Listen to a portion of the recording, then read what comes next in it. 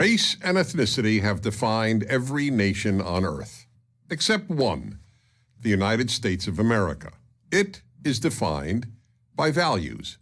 So to understand America, you have to understand American values. They are 1. E pluribus unum, 2. Liberty, 3. In God we trust. I call this the American Trinity. I made up the name, but I didn't make up the values. They are on every American coin. The first, E pluribus unum, is Latin, meaning out of many, one.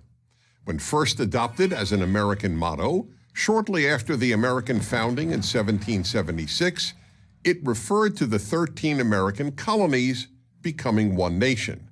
Over time, however, most Americans understood the motto to mean one people from many backgrounds.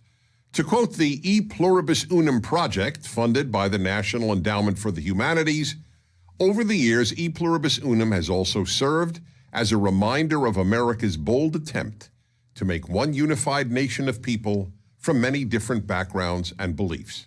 In other words, America doesn't care about your national or ethnic origins. This explains why people who immigrate to America assimilate faster and more fully than immigrants to any other country. Most of those who have immigrated to Europe from, for example, Turkey, as millions have, are not considered fully German by fellow Germans, or fully Swedish by fellow Swedes, or fully Spanish by fellow Spaniards.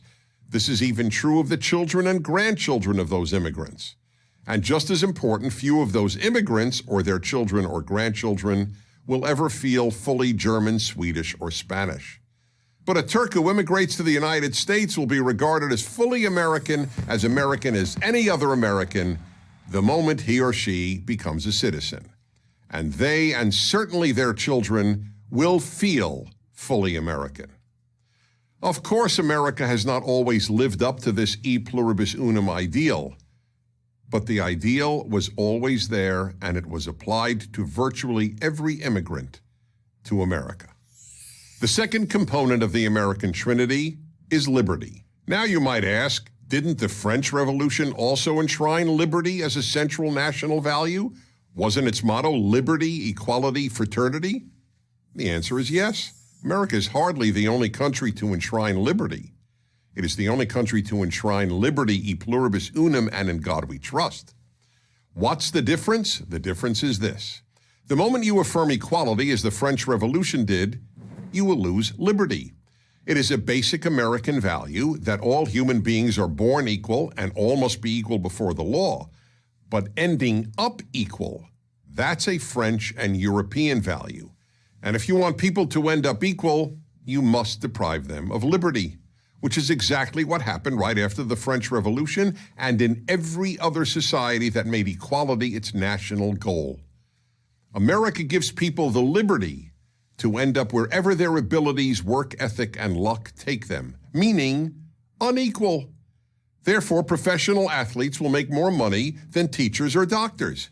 That may be unfortunate, but that is what liberty allows. If you want equality, you will tell people how much they can earn, and that means the end of liberty. And third, in God we trust. Unlike almost every other country, America never had a state religion. But it was founded on the principle that God, specifically the God of the Bible, is the source of moral values. As the Declaration of Independence put it, all people are endowed by their Creator with certain unalienable rights, that among these are life, liberty, and the pursuit of happiness. In other words, rights come from God, not from men. If rights are given by men, men can take them away. The American Trinity is the reason America became the world's freest and most prosperous country. But many Americans want to, in the words of former President Barack Obama, fundamentally transform it. They wish to replace American values with European values. Equality of result and an ever-expanding state, which greatly reduce individual freedom. The celebration of ethnic and racial identity, which is the opposite of e pluribus unum, and the removal of God as the source of morality and rights. Which set of values Americans adopt will determine whether America remains free, prosperous, and the force for good in the world that it has been. With the exception of the Civil War, this is the greatest internal battle in American history.